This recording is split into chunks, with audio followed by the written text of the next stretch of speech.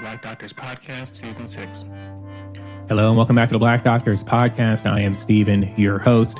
So excited for today's conversation. It comes on the heels of the last 2 weeks where we hosted a panel of psychiatrists, mental health experts, and they talked about mental health in the Black community and what we as Black and underrepresented minorities in healthcare face, kind of that double taxation, the double burden of being underrepresented in the space while treating our patients who suffer from so many mental health conditions.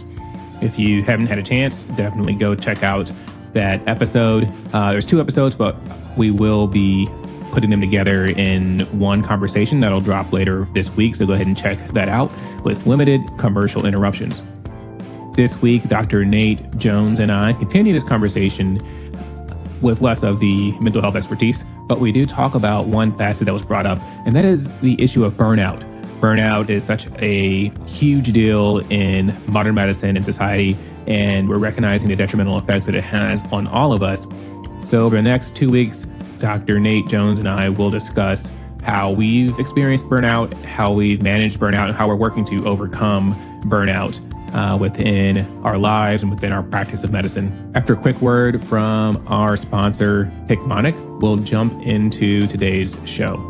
If you want to be involved in future episodes, check out our website, www.theblackdoctorspodcast.com, and click on Pass the Mic. You can answer that question prompt, and we can include your response in a future episode. Thanks for listening. And now on to today's show. This podcast is sponsored by Picmonic. In 2011, 2 medical students came up with the ingenious idea to combine medical education with unforgettable characters and ridiculously memorable stories. Featuring over 35,000 high-yield facts and graphics, Picmonic has helped over 600,000 students improve exam scores and perform better clinically. Picmonic has resources for pre-med and medical students, as well as other healthcare professions. Check out the show notes for a link to their website. Mention the podcast when you subscribe. With Picmonic, you can study less, but remember more. What's new, man? How's Philly? Philly is Philly. Okay, Philly's not bad. It's actually growing on me a little bit more than I thought it was going to. Work is trying to kill me. The ED volumes have not changed. It's been crazy busy every day. So I don't know what's going on. We're seeing viruses we've never seen in July and August. You want to talk about that, man? I'm more scared of monkeypox than COVID. I'm not gonna lie. But yeah, no, monkeypox. It's crazy. It's crazy. Every little rash we see, we're like, is it monkeypox? Is it? I mean, there are other rashes out there, but yeah, everyone's freaking out monkeypox. People still trying to shake my hand, and you about to get daft. I know. I mean, you guys are lucky, and I mean, I'm maybe not lucky in anesthesia because you are in people's mouths. So I don't know if it's totally the best, but at least you guys know beforehand, because if people have rashes and fever, it's not going to the OR usually. Usually, but no, so we need to find somebody else to intubate them because. Yeah. Well, the rest of us in the ED, we don't have that luxury. Oh yeah. Thank you for your service. They just come straight through the door.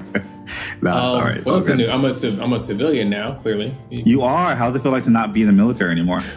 Man. Oh, you are a veteran. You're now a veteran. Sorry, you're a veteran. Oh, yeah, right. You're a veteran. Yes. Yeah. Speaking of which, I gotta get my benefits. Get the GI Bill and everything. Yes. Feels good because I swore in during residency. Okay. I swore in. Obama was president. Life was good. Times were good. Then they flipped the script and they said, "No, I'm in Trump's Navy." Yep. On boats, trying to try to treat COVID. Probably the one thing people probably don't know. Some people know, like when you're in the military, there is specifically rules against speaking out against elected officials. There's a whole list. Obviously, the president, interesting, senators, congressmen, down to even state government, state leadership. Okay. Where you're literally not supposed to say anything negative or that could be perceived as negative. I mean, it's all written out in policy.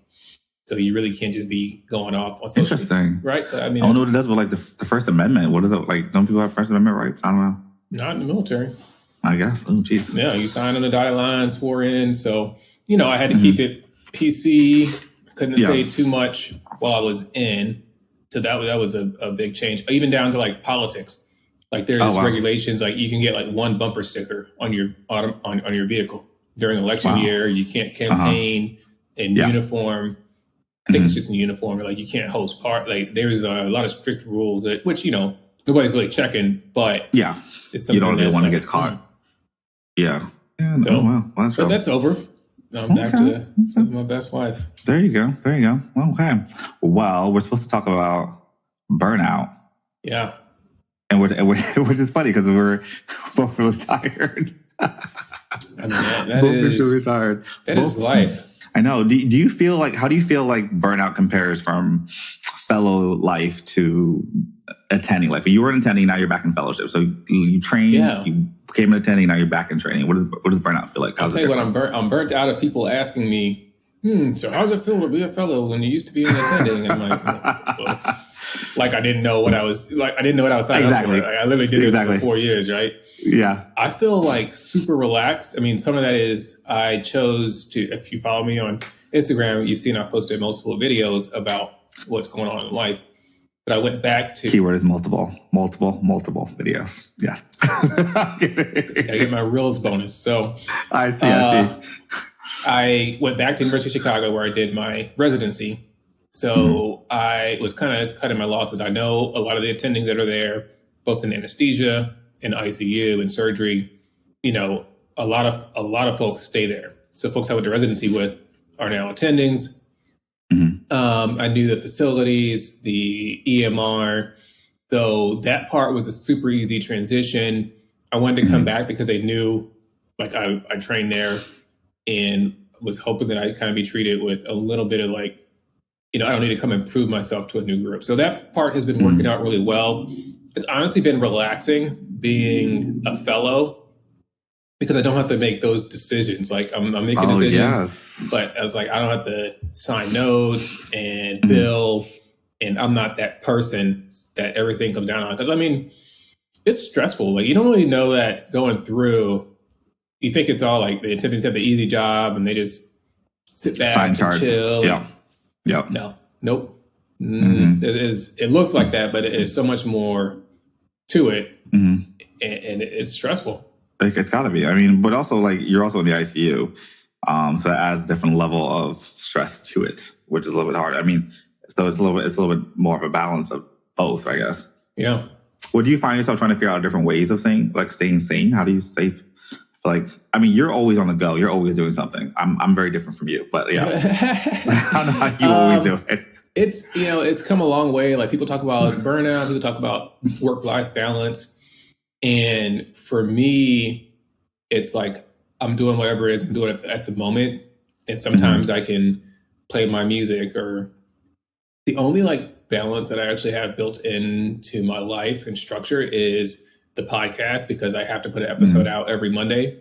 So that means like 10 o'clock on a Sunday, I am furiously typing away and editing podcasts so I can get it uploaded. That's probably the only thing I do with any sense of being regular. Otherwise, I just kind of live life. Sometimes, you know, residency in medical school and, you know, being an attending, stuff's just super busy. Like you go through different seasons where it's like, man, I'm just getting crushed. I'm in the ICU.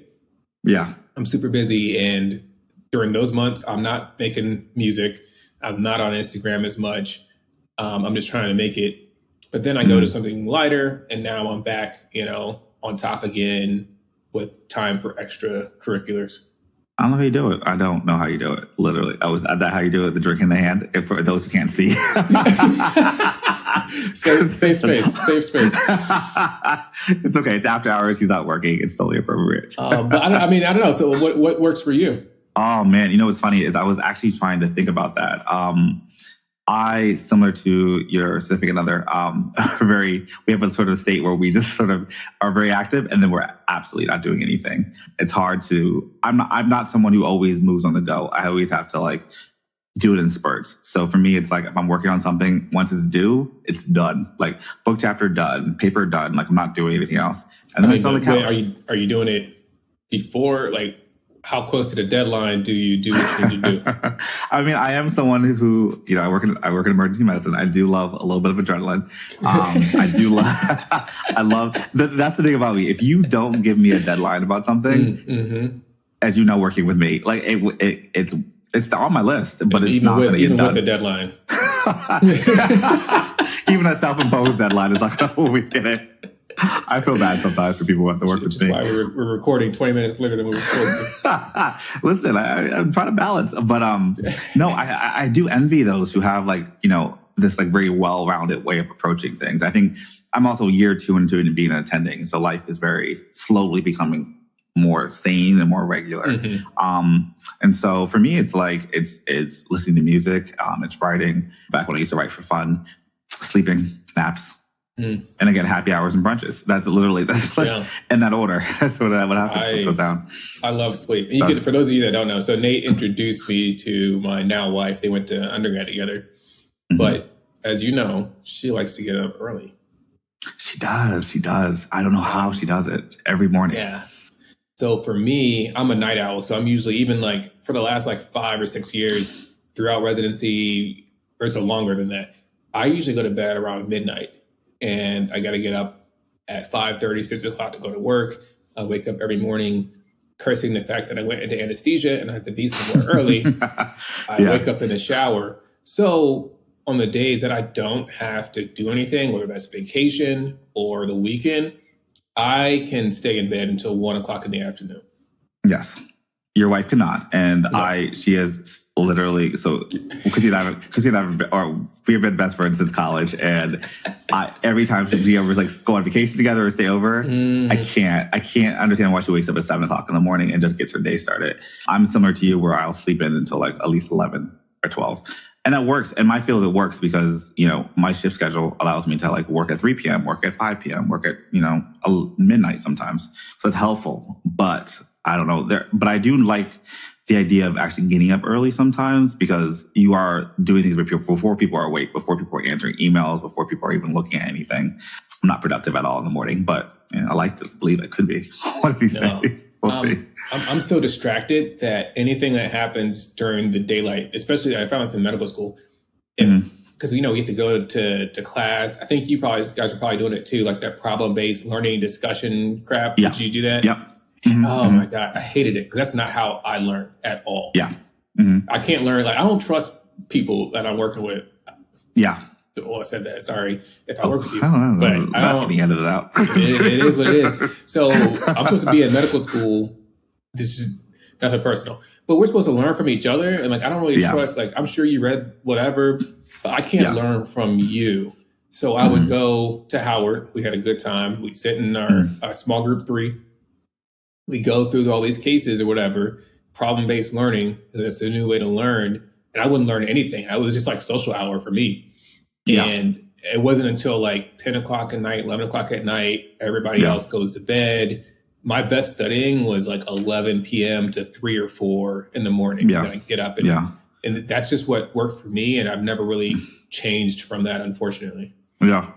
I mean, I think people are wired differently. And I think that's why when you think about burnout, I think sometimes we put a lot of emphasis on like our own resiliency, and that like we need to be morning people. We need to be, talk about like to be a millionaire, to be a CEO, you need to have done like 5 things before 5 a.m. or some crazy stuff like that. Oh, I hate that. But at the end of the day, is like we're all wired differently, and we work in systems sometimes that don't allow us to be different. And then that lack of flexibility is what makes us feel burnt out. And for me, at least, that's at least why I believe in it. Like I have my own level of resiliency, but like, I mean, on any given day, if Nate's not like, eating and sleeping in, like Nate's not gonna be doing too well. So, but some days I can't sleep in. Some days I can't, always eat, a meal right before I go to work. Sometimes it changes based off the system. I think that in addition to the different systems that we're in, there is the perception, because like looking on the outside, especially when we were in residency together, for those of you that don't know, Nate and I went to residency together in Chicago, and you were always like working with the national, American Academy of Pediatrics, yeah. American Academy of Pediatrics. You were doing a master's in public policy. I'm looking at Nate like, yo, I don't know what I'm doing with my life. Nate is because you always walk fast everywhere you go. You kind of shuffling around. Like Nate is out here doing Nate is overcaffeinated. That is the problem. Nate needs to lay off the coffee. That's what's going on. But you look and same thing with my wife says to me. Then it's like, oh, if I'd known like people like you could become doctors, like I would have gone to medical school, because people on the outside, that is not fair. I mean, that's our abusive relationship. On the outside, people think that I'm super productive, and if you ask her, like she'll tell you that I am literally laying in bed on a Saturday until 1 o'clock until she says, like, you got to get up. Like on general principle, you have to get out of the bed right now. She knows that I will sit around because I have to have a deadline, even if it's like she's like, oh, can you take the trash out? And I'll be like, well, when do you need me to do this by? Knowing darn well I'm going to wait till 2 minutes before that deadline and then get up, boom. And that's the God honest truth. Is I don't have everything together. Far from it. I will procrastinate on a lot of stuff to the last minute, and that's why I'm up till 2 a.m. on a Monday editing a podcast. but I think there needs to be more transparency with that, right? Because I think a lot of people do believe that, like, to be a physician, that you have to be type A. You must have all your stuff together. Like, you cannot miss anything. You're extremely smart, and even though we are, smart and talented and amazing in our own individual rights, but like, we're also human beings, and I think people forget that. I think people forget that, like, we are just as fallible and just as messy as any other person, and sometimes more so because our lives can be a little more chaotic. But that's the lack of transparency is what allows us to sort of move in these spaces. Like, we're an attending, so you must be all knowing and all seeing and all these great things that aren't really true. We're all human beings. Yeah, that med school experience for me, and thankfully I found like a tribe. Hey, it's Steven, host of the Black Doctors Podcast. I hope you're enjoying this episode. I want to take a minute to talk about TrueLearn. They are a sponsor of the Black Doctors Podcast, and we're thankful for them investing in our mission. TrueLearn is a company that specializes in test preparation. They provide a data-driven approach to help students prepare for their examinations. They provide resources for those in the medical licensure exam process, so the COMLEX, the USMLE, and even for physician assistants. And they also provide resources for subspecialty exam prep. Specifically for those in medical school, they offer individual NBME subject exam smart banks, and they cover the rotations that include neurology, emergency medicine, psychiatry, pediatrics, surgery, OBGYN, family medicine, and internal medicine. 8 different subspecialties. As a special bonus for those of you that listen to the show, TrueLearn is offering a discount. To receive that discount, visit their website. When you sign up for one of their products, use the code BDPodcast. So Black Doctors Podcast. There's also going to be a link in the show notes. Check that out. Everybody loves saving money. And now let's get back to today's episode. All knowing and all seeing and all these great things that aren't really true. We're all human beings. Yeah, that med school experience for me, and thankfully I found like a tribe, and I'm still close with them. You met some of them at our wedding. Once I really got to know some of my classmates and realized that behind like the appearance, not even that they were like portraying themselves as having everything together. I think it's just naturally like we assume that everybody else has it together. And then we got close and we realized like, oh, you're broke too? Oh, man, you don't know what you're doing here. Either like you didn't know how you got here. You're worried you're not going to match. You're worried about passing step 1. And now that was just within that small cohort that I was close to, even at a HBCU medical school, because there are still people that, some people truly are, I don't know, this gifted or just very good learners, or some people just like, some people do cruise all the way through, and I'm sure they have their own issues, but it was nice to have people to connect with and realize that we share the same struggle. Yeah. I mean, I think I read, I'm going to sound smart for a second, and I'm going to sound really stupid because I can't remember where I actually heard this from. But I was reading this book by Malcolm Gladwell, and I can't remember which one of his books I was reading. And one of the examples he gives is the idea of like somewhere in the Netherlands, or one of the places where it's like the happiest place in the world, right? Everyone's happiness index is the highest, but they also have one of the highest rates of suicide. And one of the things that he hypothesizes is that like it may be because that everyone seems so happy that your own internal sadness is that much more magnified because you can't share that sadness with other people.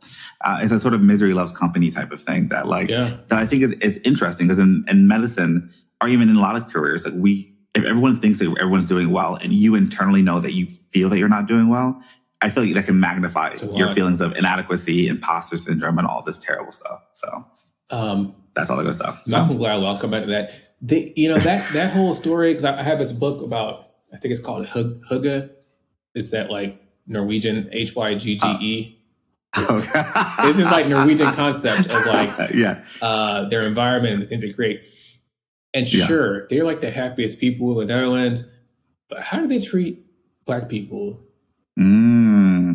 And it goes to show like how relative, for me, it's like how relative is happiness. Sure, we're happy if we're Americans or Sweden, like we're happy, but how do we treat the people that come or don't look like us? Or like, I don't know. So I've always I gotta take that happiness with a grain of salt because that's not happy for everybody. It's like the good old days in America. They weren't good for everybody.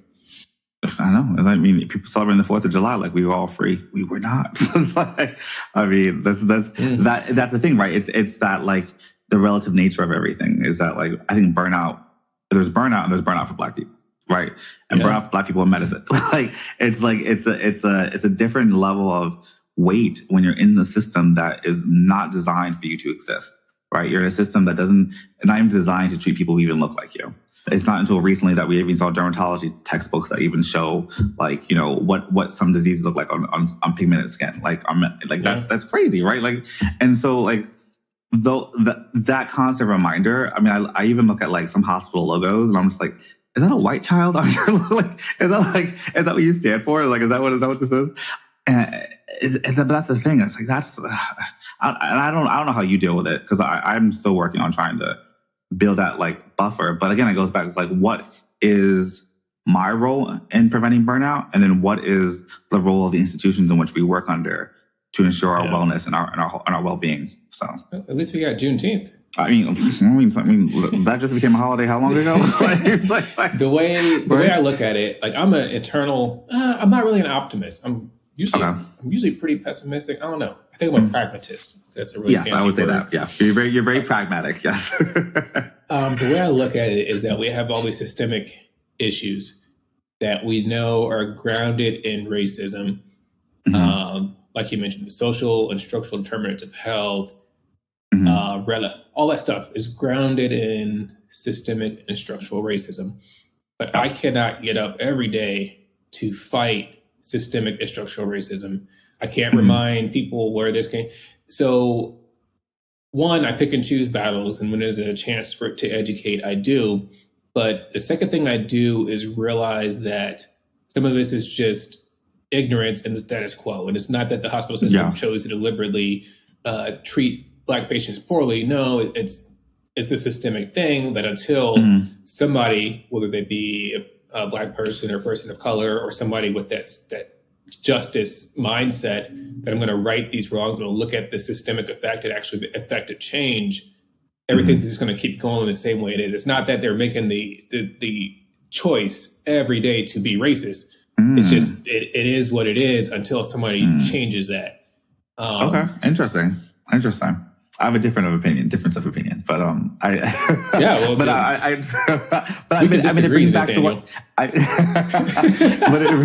this is turning that type of podcast. I see the Black Panthers banner on your wall behind you. No. It goes back to the episode we that just aired. I guess this is July 7th, so what aired last week, and was one of the panelists talked about arson versus burnout. And the idea, and to me, that struck me as so important to understand, like who's responsible for me feeling like this? Is it just me? Is it just me? Do I have this poor coping mechanism? Is that what's going on? Or is it also a system that is designed to make sure that I don't exist here, right? Is there a system that is intentionally racist in a lot of ways. And I don't know. I always think about like the police. They're like, we're not racist. We're here supporting the whole community. And you find out like they're like, Klansmen. And you're just like, well, how can you show up to be a police officer and you're a member of the Klan? Like what is and the people who you look at like the January 6th hearings and people who are just like, oh no, we're just trying to fight. We thought this election was unfair and all this other stuff, and realize that no, they actually knew that there was no corruption here. They knew there was nothing wrong with this, but they did it anyway. Yeah. And so I don't know. Sometimes I think about these architects of these major institutions, and I don't know how well we can absolve them of all responsibility when it comes to racism, right? And its intention to carry us down. I feel like, I don't know. I'm still investigating that part of me. I'm trying to be more optimistic. I am very much pessimistic and pragmatic as possible, but I'm trying to be optimistic here. But some of these institutions have been around since like the 1800s. And I'm just I don't know about this. But yeah, I feel you on that one though. Which is one of the reasons I valued your perspective. When we first met, I was like, you're very mellow and laid back, but you get you on the right subject, and then that passion comes through, and I'm like, okay, I can see how Nate. How does Nate feel about this? What is Nate's thoughts? And then you choose to accept that thought process, or it's always something that I can learn from your perspective. Yeah, I learned from you as well. I mean, I think we both have different perspectives because we both come from different backgrounds. And that's the thing about being Black is that there's no monolithic there's no monolithic background. I mean, part of diaspora, we all have different perspectives on this. There are people out there who don't even believe that racism impact medicine at all. But and there's still institutions out there that still practice race-based medicine. It's crazy. There's still or the Black people that say they never experienced racism. Yes, and then you go into Kanye territory talking about slavery was a choice. It's a slippery slope. But Kanye, he's a genius, and the way he looks at things, that's a whole other conversation. Of course. That will be another episode. Kanye, the divisive topic. Yeah. Oh man. If Nate, you had to look back on your career, your pathway through and becoming a physician, when would you think was the first time, if you look back, I was burnt out at this specific time, for the first time? Oh, you know what's funny about burnout is that's a really good question, because I feel like you don't know you're burnt out. Of course, it's a good question, Nate. That's why I asked it. I've wanted to say that. Sir. I've wanted to say that in every podcast. I always want to say that. See, that's what goes in my head. But okay, well, Barbara Walters over here is telling you. Appreciate it over here. Thank you, sir. Anyway, Don Lemon, I appreciate you. When did that's the thing. I don't think I ever knew I was burnt out. I think I struggled in med school. I struggled with depression a lot, and I was struggling with what is the difference between depression and burnout. That's a very slippery slope too, and a very hard thing to define. But I think it wasn't until I had a lecture in residency, I think it was, and someone described burnout in a way that burnout is when you can't recharge for the next day. You've given everything you gave for day one. By day two, you feel worse than you felt on day one. And I was like, that's every day. What do you mean? What do you mean that's what burnout is? Is that life? What do you mean? And then it wasn't until I think it was definitely in my midway through residency that I was like, I am pessimistic about everything. I don't care. I've lost the ability to want to show up on time or want to finish my notes on time or even want to learn. I don't even want to do this anymore. And the only breaks I had where burnout would get better was when I would switch rotations. Because I think you start off rotation. You always get that residency where you start that fresh rotation. You're like, oh, it's going to be good. I'm gonna learn. I'm gonna get my notes done. It's the last 4 days of the one rotation, and then the first 4 of the Exactly. Yes, I got this. I'm gonna be good. And then by the last, it's probably the worst. Is probably the almost last week of the rotation. You're just if another person asks me to put a Tylenol order in, I'm gonna lose my shit. And then that's the case. And I think now, as even in fellowship and as an attending, I'm so conscious of when I feel burnt out, because I know it's when I walk into a room and I don't want to be there, or I don't want to go to work, or I don't want to be on a call. I don't want to do any of these things. And I think burnout also leaves marks sometimes too. I don't think burnout is temporary. I don't think it just comes and goes. I think it leaves lingering ideas and thoughts of just like, I could write this paper or I could start this research project, but like, I'm so tired from the last one. I'm so tired from the last publication. I'm so tired from the last conference that I went to. And so I think that's the problem with burnout, is like, you don't know you have it until you've already suffered too much from it. And that's the problem. Yeah. So I was trying to answer my own question. I'm thinking back, like, when did I first, and I remember like the applications process to medical school. That sucked. Mm-hmm. That was stressful, anxiety to the point like I'm nauseated, throwing up. Yeah. Got into med school. That sucked. I was great going to Howard, but the stress and then the match is step one.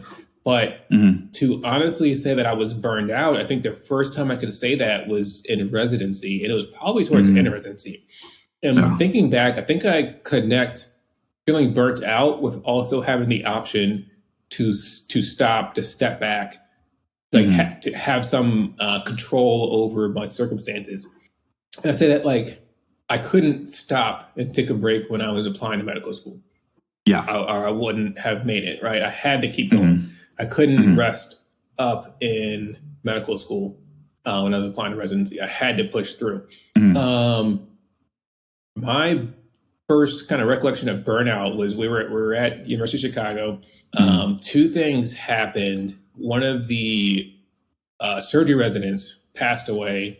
That's right. I remember that. Just suddenly didn't wake up one morning. And right behind that, I had a good friend in residency in New York, and she called me, and one of her co-residents who we'd known from medical school also didn't wake up.